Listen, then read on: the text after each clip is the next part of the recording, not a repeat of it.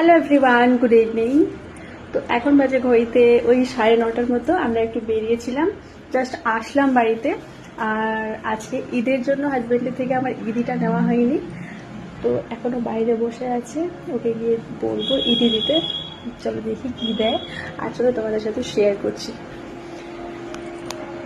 Wait. Hi baby.